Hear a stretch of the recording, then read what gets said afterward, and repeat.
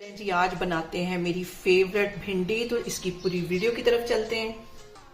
अस्सलाम वालेकुम जी। सबसे पहले मैं आप लोगों का बहुत ज़्यादा शुक्रिया अदा करना चाहती हूँ। जिस तरह कमेंट्स में आप मेरी हौसला अफजाई करते हैं, मेरी रेसिपीज़ को पसंद करते हैं।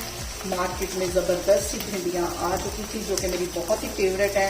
आज इसकी रेसिपी मैं आपके साथ शेयर करूँगी और इस दुआ के साथ हम इसको बनाना शुरू करते हैं कि जहाँ रहें हंसते रहें और हंसाते रहें।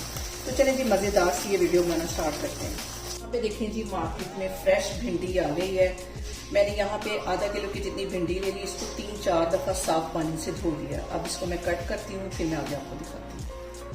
और यहाँ पे देखें जी, भिंडियाँ मैंने काट ली, अच्छी तरह ड्राई हो गई। एक कढ़ाई के अंदर 1 कप के जितना मैं कुकिंग ऑयल डाल दूंगी। हल्का सा ये गर्म होता है तो हम फिर इसमें भिंडियाँ फ्राई करते हैं। यहाँ पे देखें जी, ऑयल हमारा गर्म हो गया, इसके अंदर मैं भिंडियाँ डाल देती हूँ। और यहाँ पे देखें जी, परफेक्ट भिंडी बनाने के लिए इसको काले की तरफ नहीं लेके जाना। 5-6 मिनट हम इसको अच्छी तरह फ्राई करेंगे और फिर इसको प्लेट में निकाल देते हैं। और यहाँ पे एक और अहम बात कि जब भी आप भिंडी को फ्राई करें उसमें ज़्यादा चम्मच ना हिलाएं, वरना ये लेस छोड़ना शुरू हो जाएगी। बस इसको फ्राई होने दें। 1 से 1.5 मिनट के बाद इसमें ऐसे हल्का सा चम्मच हिलाएं ताकि ऊपर वाली भिंडियाँ नीचे हो जाएं और जो नीचे वाली हैं वो ऊपर आ जाएं। और यहाँ पे देखें जी, भिंडी को फ्राई करते हुए मुझे तकरीबन 5 से 6 मिनट हो गए। इतनी देर ही हमने इसको फ्राई करना है। फ्राई करने का मकसद ये है कि इसमें से लेस आना बंद हो जाए। अगर हम ज़्यादा करेंगे तो इसका जो सारा टेस्ट है वो ख़त्म हो जाएगा। भिंडी को मैं एक प्लेट में निकालती हूँ। सारी भिंडियाँ मैं एक प्लेट में निकाल के फिर मैं आगे आपको दिखाती हूँ। और यहाँ पे देखें जी, उसी ऑयल के अंदर मैं प्याज फ्राई करूंगी। 2 बड़े साइज के मैंने प्याज ले लिए थे, ये इसमें चले जाएंगे। भिंडी में जो प्याज है वो थोड़ा सा ज्यादा ही अच्छा लगता है। 2 से 3 मिनट के लिए हम इसको अच्छी तरह फ्राई कर लेंगे। और यहाँ पे देखें जी, प्याज को हमने हल्का सा फ्राई करना है, ज्यादा हम इसको फ्राई नहीं करेंगे वरना जो इसका टेस्ट है वो खत्म हो जाएगा। इसलिए मैं कहती हूँ कि आपने मेरी वीडियोस जो हैं वो स्किप नहीं करनी, क्योंकि वीडियोस के अंदर मैं बहुत सारी छोटी छोटी चीज़ें आपको दिखा रही होती हूँ और साथ साथ समझा रही होती हूँ। और अब प्याज हमारा फ्राई हो गया। अब इसके अंदर मैं डाल देती हूँ टमाटर। और यहाँ पे देखिए जी, भिंडी को टेस्टफुल बनाने के लिए जो टमाटर है वो थोड़े से ज़्यादा डलते हैं। 3 मैंने बड़े साइज़ के टमाटर ले लिए, इसे चॉपर में डाल के चॉप कर लिया, ये इसमें चले जाएंगे।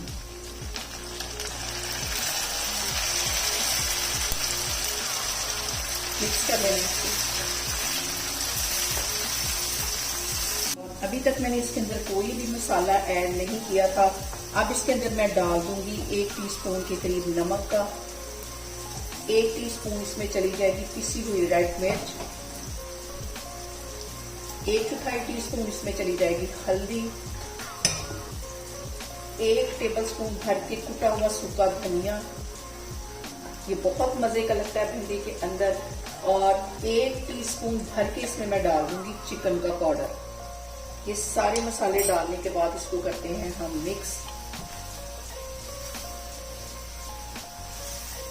और अब इसके अंदर मैं डाल दूंगी 1 टीस्पून भर के गरम मसाले का और 1 ही टीस्पून इसमें पिसी हुई काली मिर्च चली जाएगी। मिक्स कर लेना इसको।